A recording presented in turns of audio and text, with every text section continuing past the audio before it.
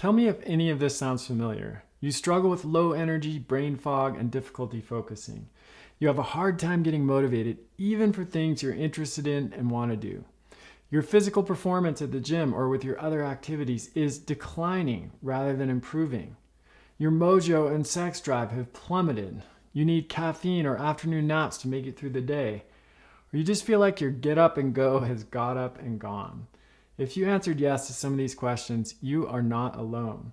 3 of 5 Americans are more exhausted than ever.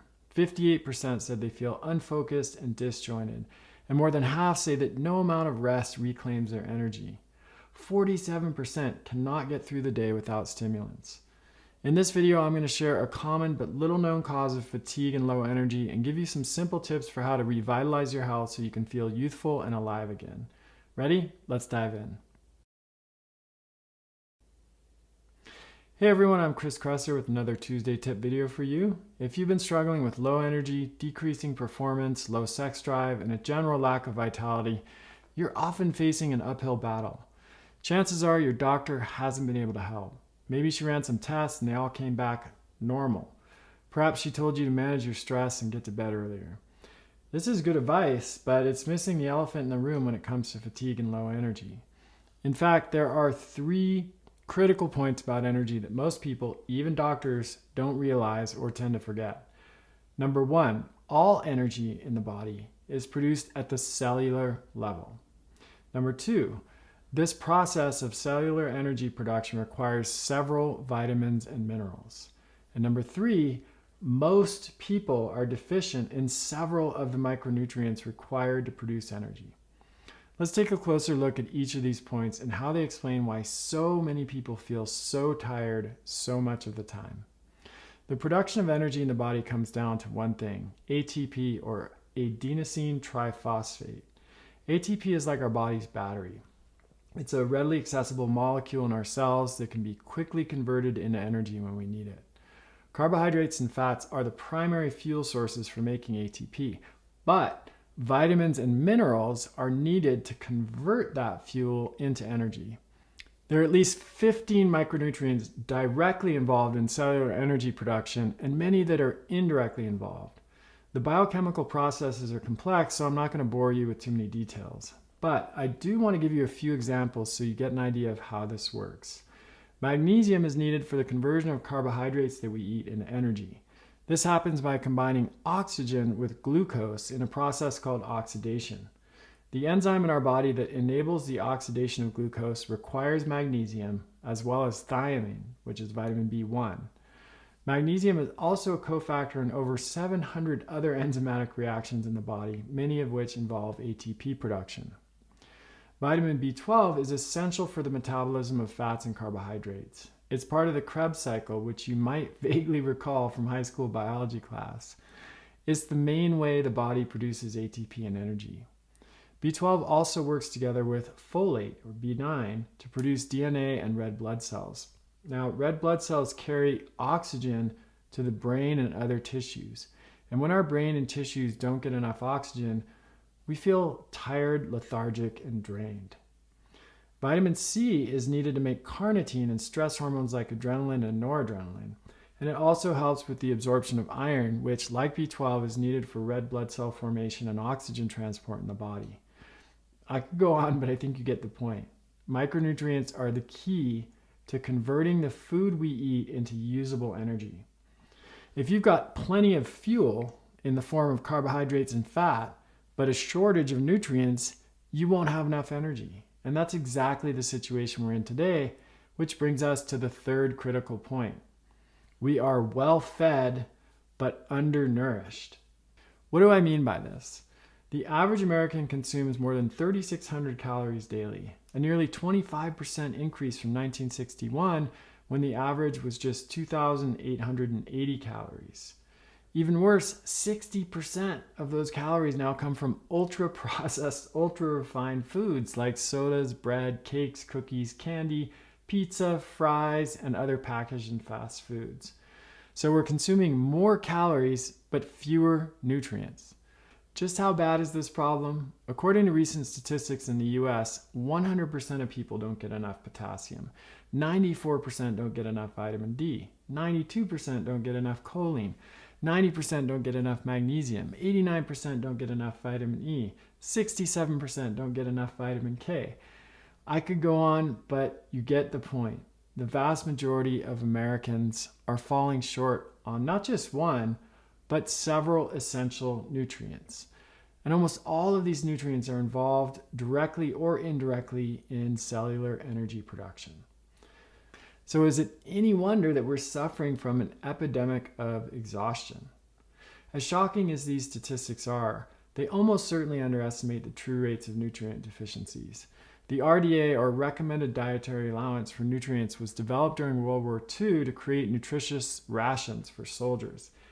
It's not the amount we need for optimal health. That amount is almost certainly higher than the RDA.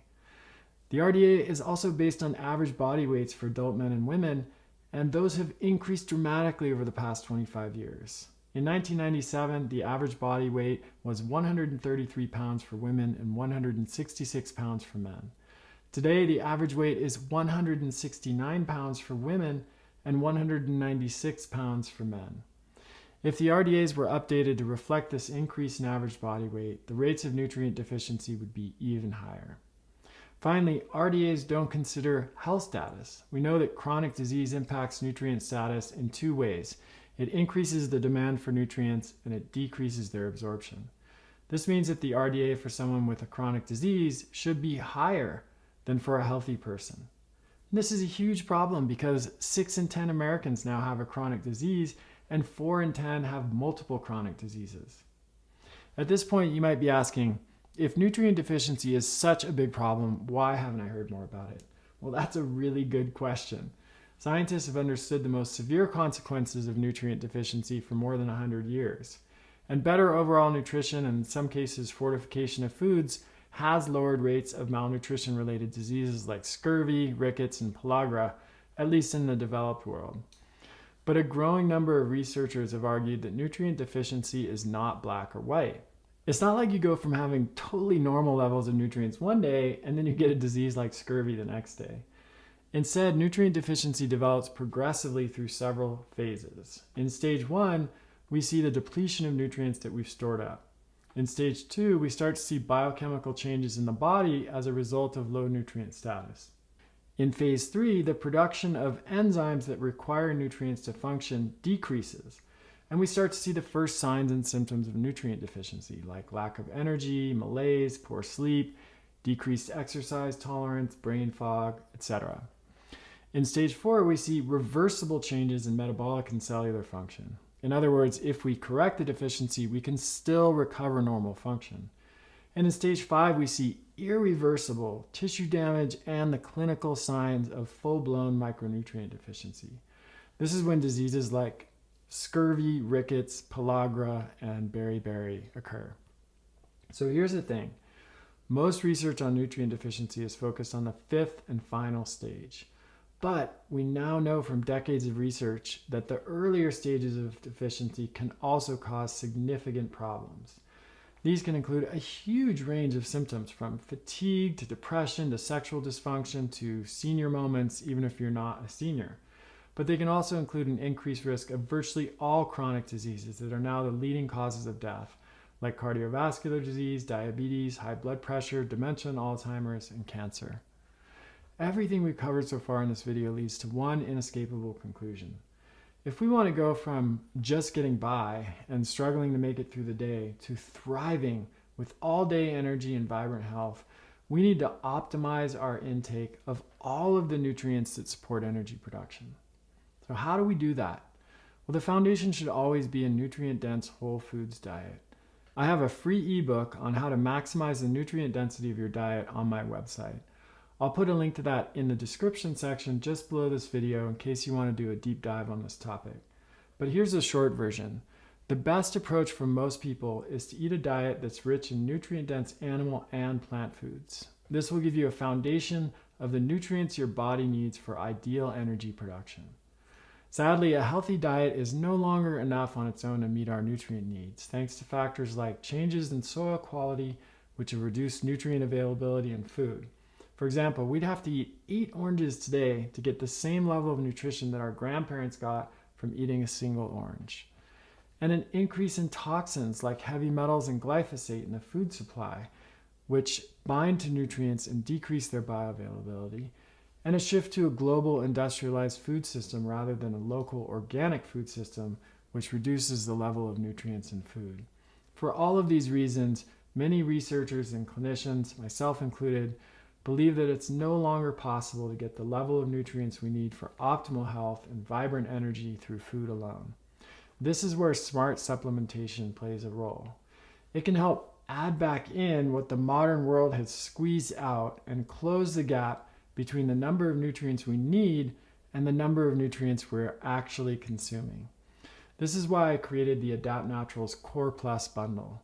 It's a daily stack of 5 supplements with the nutrients you need for all-day energy, supercharged mental and physical performance, and vibrant health.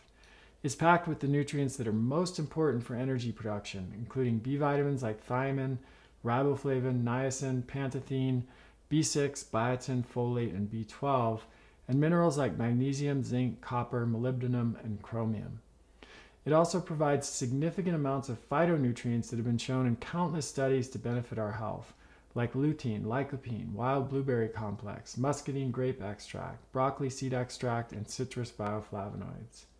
In today's fast-paced and increasingly toxic world, we need all of the help we can get when it comes to protecting our health and well-being.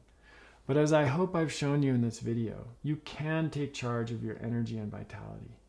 You don't have to simply accept the fate of the 60% of Americans that feel exhausted and struggle to get through each day. You don't have to buy into the common idea that getting older means a steady decline in your energy levels, mental clarity, and overall health.